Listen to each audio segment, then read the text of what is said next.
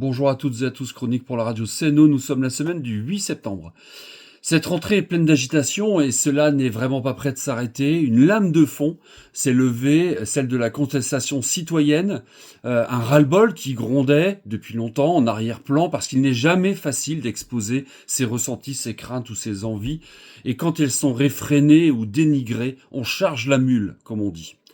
Dissolution, destitution, démission, cohabitation, ces mots ont envahi l'espace médiatique depuis quelque temps. Aussi, je n'en parlerai pas des hypothèses et des possibles, notamment parce qu'un vil félon reste caché derrière le buisson du brouhaha, épiant les réactions, incapable de penser par lui-même, attendant l'émotion de sa proie pour choquer les esprits et nouer la gorge de ceux qui se donnent du mal pour y arriver, aussi parce qu'on leur a rempli le crâne de fausses vérités vérolées par la haine. Oui, c'est tellement plus facile de désigner un coupable alors qu'il n'y a rien de plus lâche, cruellement lâche, pour la personne elle-même et pour notre dignité aussi. Le coupable est tout désigné depuis 50 ans, l'immigré. Celui qui crève à l'usine en 70, qui ramasse nos poubelles en 80, lave nos bureaux la nuit en 2000, qui conduit nos bus en 2010 ou qui ramasse nos légumes dans les champs en 2020. On en fait un sujet politique alors qu'ils fuient, leur pays parce qu'il y a la guerre, la famine ou le réchauffement climatique.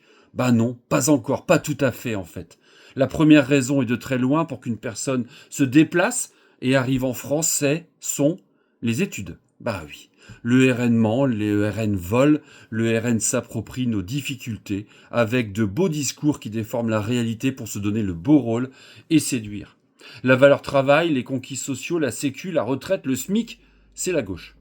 Les avantages d'entreprise, les bouquets de défiscalisation pour augmenter les dividendes des actionnaires, les héritiers, c'est la droite. Et devinez quoi ? Je vous invite à regarder la sociologie du vote pour l'extrême droite.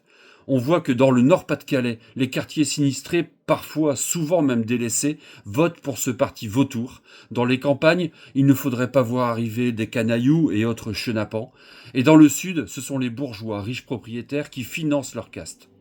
Descendre dans la rue, cette semaine, la semaine prochaine, il le faudra, on l'a fait, on le refera, parce que les solutions à la détresse sociale et à la détresse environnementale viennent de l'enrichissement des plus riches et sûrement pas de ceux qui traficotent les règles pour essayer de s'en sortir.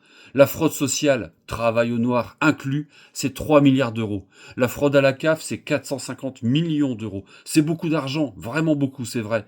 Mais c'est 700 fois moins que la fraude fiscale avec ses 110 milliards auxquels il faut maintenant ajouter, on le sait, les aides sans condition aux entreprises qui ne bénéficient que de 2252 dispositifs d'exonération. Alors je ne sais pas vous, mais moi, la seule exonération que je connaisse, ce sont mes frais réels de déplacement sur ma feuille d'impôt.